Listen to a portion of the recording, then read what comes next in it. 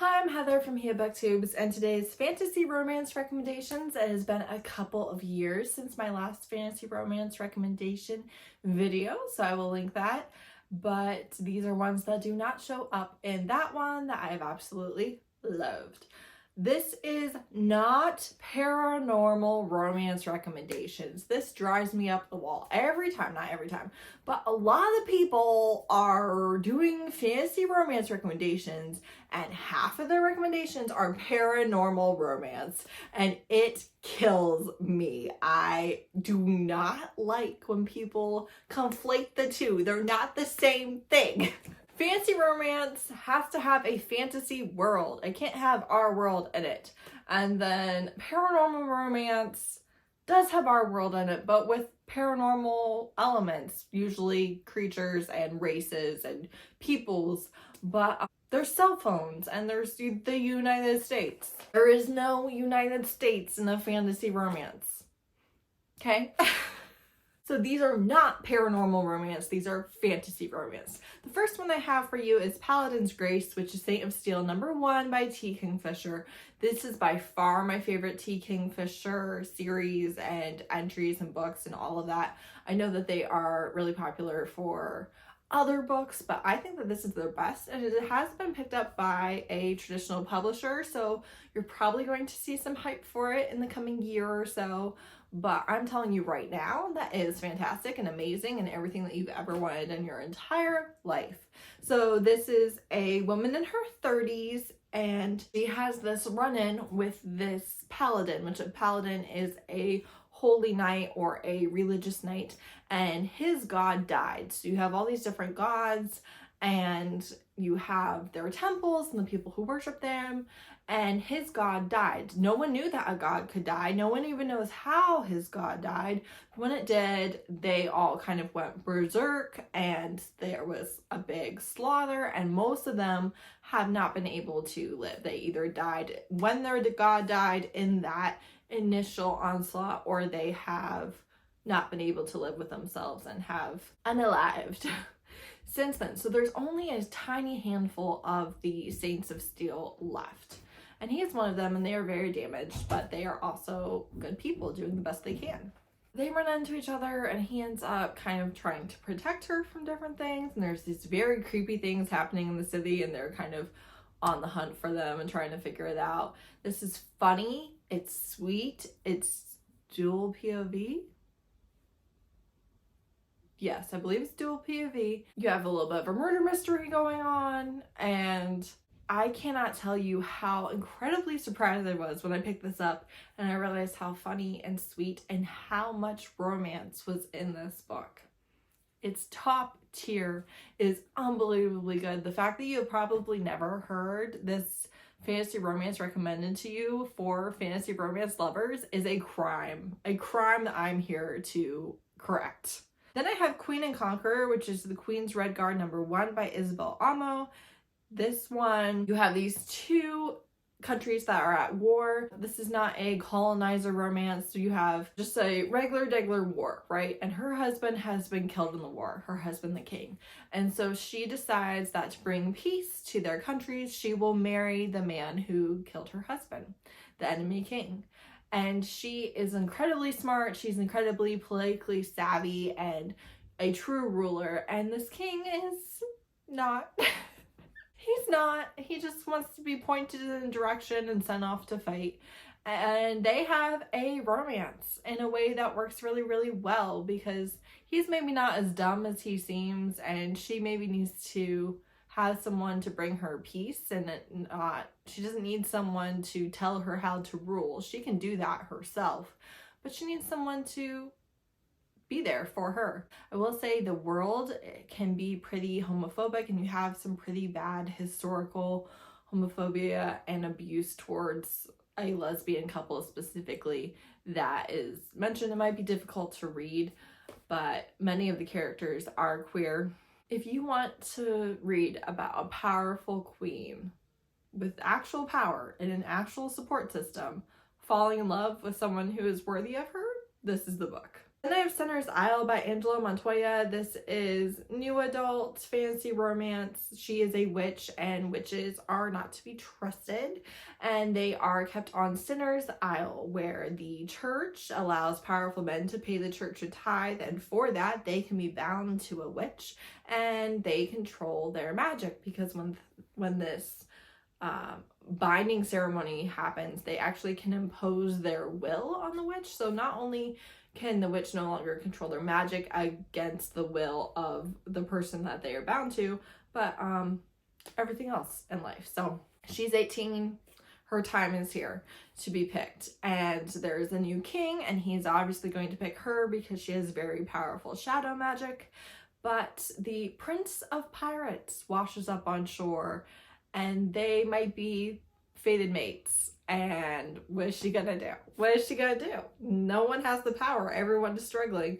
This is another queer Latinx romantasy that was not too dark or too terrible. You definitely had some stakes, but every time you'd be stressed, there was something hilarious happening or something really sweet happening, and I had the most wonderful time reading this book. And it is a standalone fantasy romance, which is really, really nice.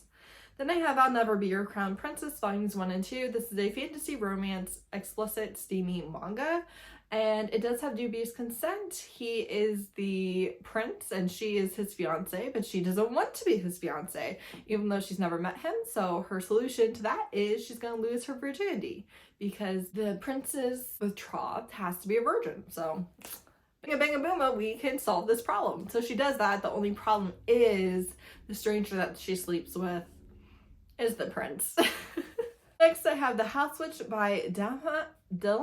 This is a very interesting premise. So our main character is the Housewitch. He can make, his cooking can be really magical anywhere in his domain, his house. He can, you know, make everything feel homey. It's kind of an off-breed of the elements, which is what most witches have their magic from, or the elemental magic. And the country had been slaughtering witches up until 50 years ago. Now it's illegal, but you know, it's not exactly the safest thing in the world to admit to people that you're a witch.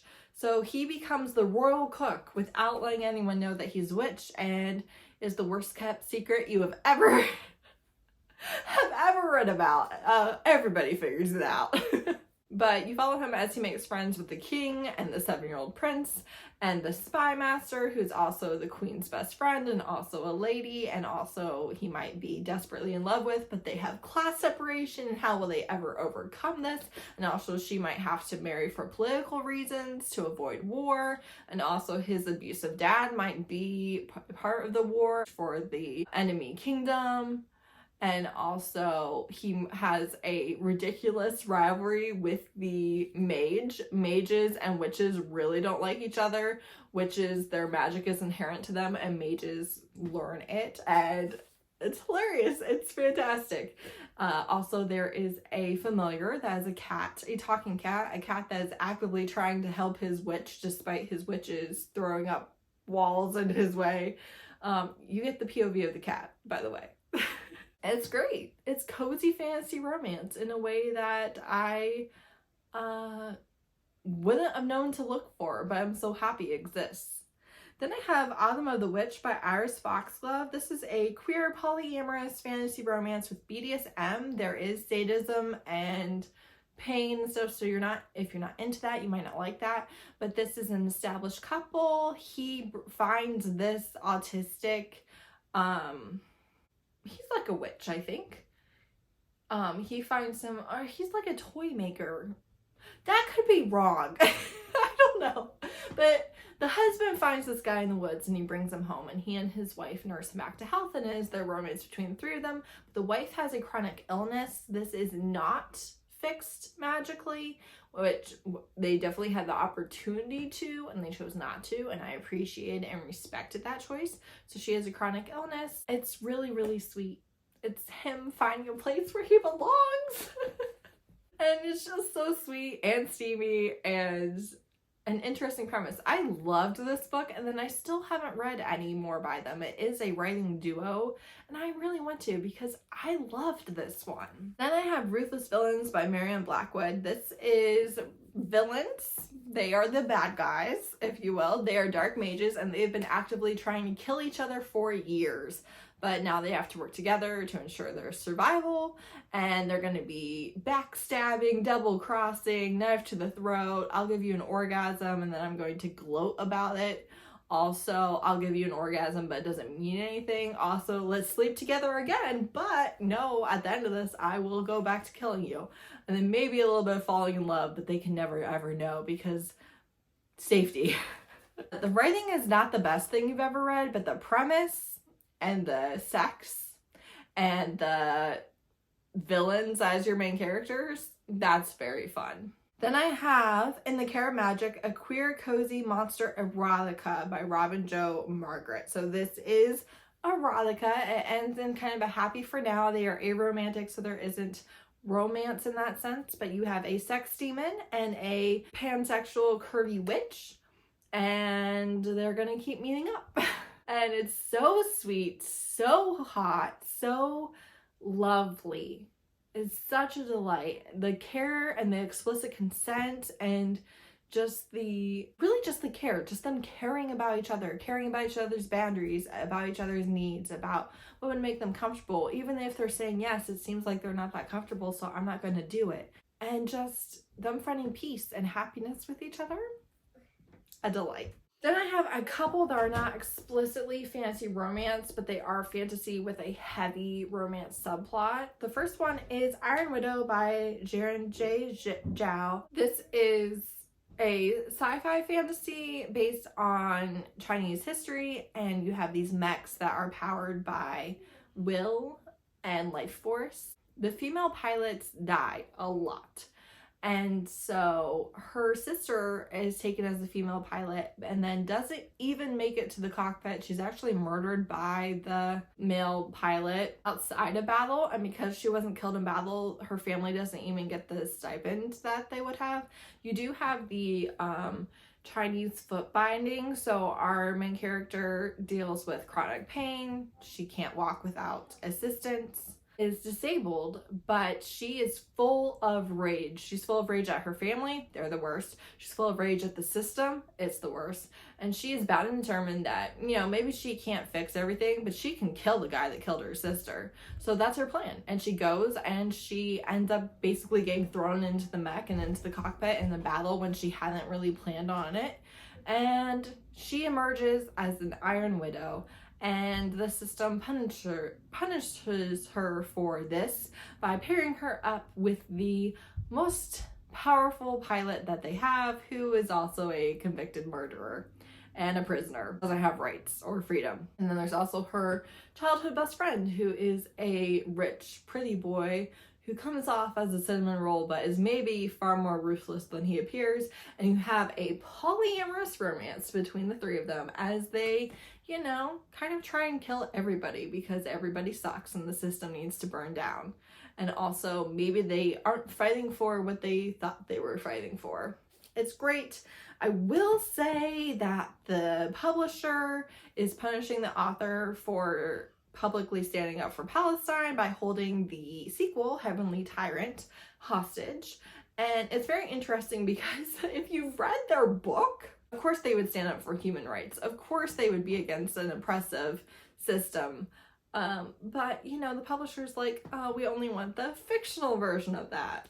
We don't want you to actually talk about Palestine. And they are actively trying to punish their author. So anything you can do, posting on social media, raising awareness, pre-ordering Heavenly Tyrant, reading and recommending Iron Widow, do what you can. Do what you can.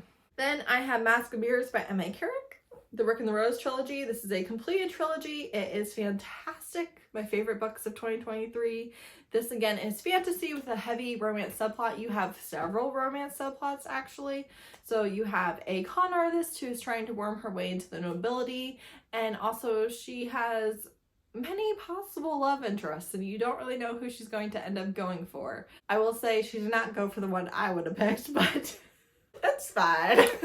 It's a queer normative world and has such an interesting magic system and world building and the characters. This is definitely for character-driven readers. I am obsessed with clever characters who are matching wits, and this is that personified as the perfect execution of that. I love my characters dealing with court intrigue and, you know, battling for political machinations and trying to one-up each other and, you know, misleading each other and all this. It's just so many clever characters, and it's my catnip. Then I would not feel comfortable, personally, posting this in Black History Month here in the United States without having any Black fantasy romance on my list. Unfortunately, the only recommendation that I really have for that is in my last fantasy romance video, so I can't repeat it. I don't know what it is about fantasy romance. I have a very difficult time finding recommendations by Black authors. It's not that I don't try a lot. I try basically any I hear about because there's just not that many, at least not that I am coming across. It's the only subgenre that I really struggle to find romance by Black authors. You know, you can find lots of fantasy books by Black authors, but I want fantasy romance, and I struggle to find ones that I love. So if you have any recommendations, please give it to me. But here are two that are on my TBR. The first one is Faebound by Sarah L. Arifi. This is a sapphic fae romance. I am actually one chapter into it right now. Couldn't tell you how I feel about it. I don't know. Also, I'm filming this actually at the end of January, so hopefully by the time this goes up, I've actually read and loved it. That would be great. That would be the goal, but I am hoping to read and love it. It's a very hyped release. Also, Lore of the Wilds by Annalee Serrana is coming out towards the end of February. This is a love triangle between two fae and a human girl, and she is going to go into a magical library and fight for her life. And then Dark City Omega by Elizabeth Stevens is a Omegaverse. I don't know where exactly it falls between sci-fi and fantasy, alien romance and fantasy, Omegaverse and fantasy, but I've heard it recommended as fantasy Omegaverse, so we're going to believe. I'm worried about this because it's a little dark and I'm a little scared. But I actually will be picking it up in February. So all of these are on my immediate TBR. Let me know if you have any recommendations for me. Thanks so much for watching. Bye.